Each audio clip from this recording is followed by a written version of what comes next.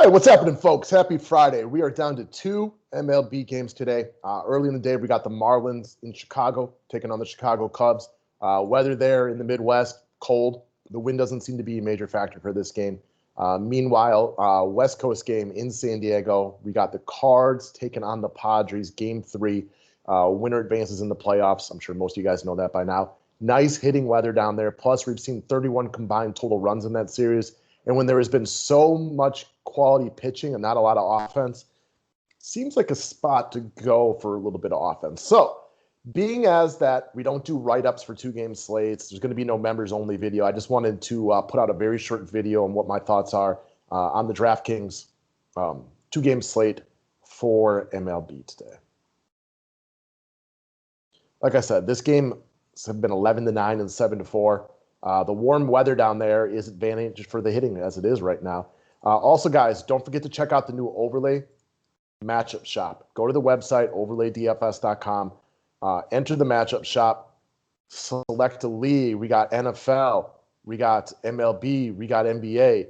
You know, so far, we got the pitching matchup right here. I grabbed Darvish at a -6.5 earlier. I'm very happy about that. In the NBA, we got a couple of ones I've already talked about on the Play of the Day video. Go check those out. This is an easy way to have some skin in the game. If you're sick of playing against like optimizers and multi-entry lineups and things like that, it's a great new twist on DFS, and this thing is growing fast, so get in early. So let's move over to the DK slate. First and foremost, you know, I can always get on board with fading things in a two-game slate. So if you want to get crazy with it and stack Miami, I can understand how I would go.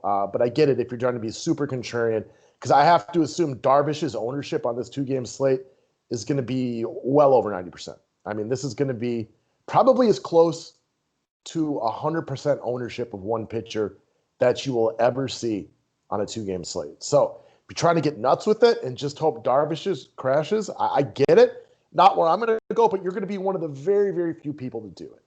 Excuse me while I take a sip of coffee real quick. I got sip's the wrong word for that one. A slam of coffee real quick. But for me, still, I'm going to play Darvish. I'm not going to try to go super nuts. I think the question then comes down to, do you go with Sixto Sanchez or Jack Flaherty?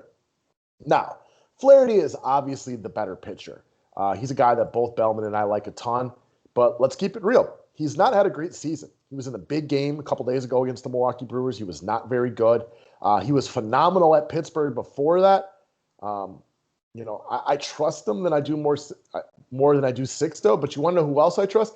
I trust the Padres offense a lot more than I trust the Cubs offense. So for me, this is the biggest question on this slate. Do you want to go with Jack Flaherty or Sixto Sanchez? Price is negligible at this point. Believe it or not, they're actually averaging the same number of points right here. I don't have a good feeling early in the day who the chalk is going to be in this situation. Both of these guys would get a little bit of love. People have watched the offenses blow up. Nobody really wants to pick on San Diego. And honestly, neither of them's probably going to dominate today. Flaherty has not been himself this year. San Diego's feeling really good about themselves after the comeback win yesterday and everything like that. And the kid from San Diego, I mean, he's on a very short leash today. I think you're absolutely insane to play him, although he's the one pitcher that's going to come in with almost no ownership if you're really trying to get weird with it. I get it. I'm at this moment probably going to go with Sixto because I want some San Diego offense. But you can also play Flaherty and San Diego offense because, you know, both of these guys could be on a very, very short leash today. Other thing is, like, you get whatever you really want offensively. And in the places I'm most likely to go for offense is going to be in this second game. You have access to a couple of cheaper plays. You know, you're going to have to watch out for a guy like Pham. Okay, should be able to play. Pham's a guy, 6 hits through 2 games. I mean, he's very affordable. Harrison Bader at the bottom of the lineup. Dexter Fowler at the bottom of the lineup. Very, very affordable. Carlson has 4 walks. Switch hitter, 2 hits, stolen base. He's only 3,100. In a game where San Diego is going to be mixing and matching their pitchers, it's nice to have a switch hitter in your lineup. Should have a really good place in the offense, or a really good place in the lineup today. So he's a guy that makes a lot of sense to me. So actually, I'm going to look to play as many guys as I can from the later game. Expect Tatis, after he helped a lot of people win yesterday, to be extremely popular. If you're trying to switch it up and go with a Paul DeJong, I can understand it. Probably not looking at this first game for a ton of offense, specifically from the Miami side. But especially in cash games, you're probably going to want to find a way to get Tatis in your lineup.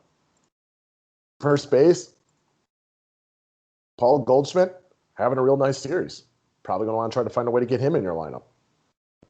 Second base, you can take a Colton Wong. He'll help you with a little bit of cap space right there. You might want to get up to Machado, but you can't play every good player. So this is a spot you want to go with. Just remember, the lefty and lefty matchup is probably just the one time through the lineup. Carpenter is playing well early on in the playoffs, having walked twice. He's got 2 hits. He's scoring runs.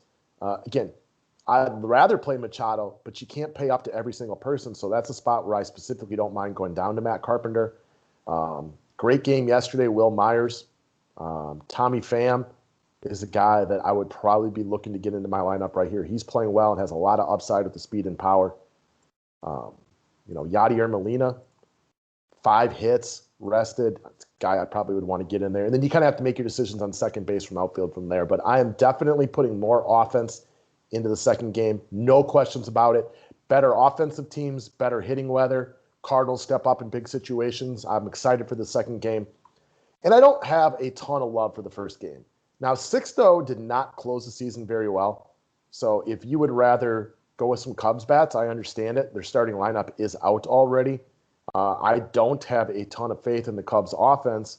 You got a Hayward at 3,800. All right. Schwarber's been a good playoff performer. I can get on board with that.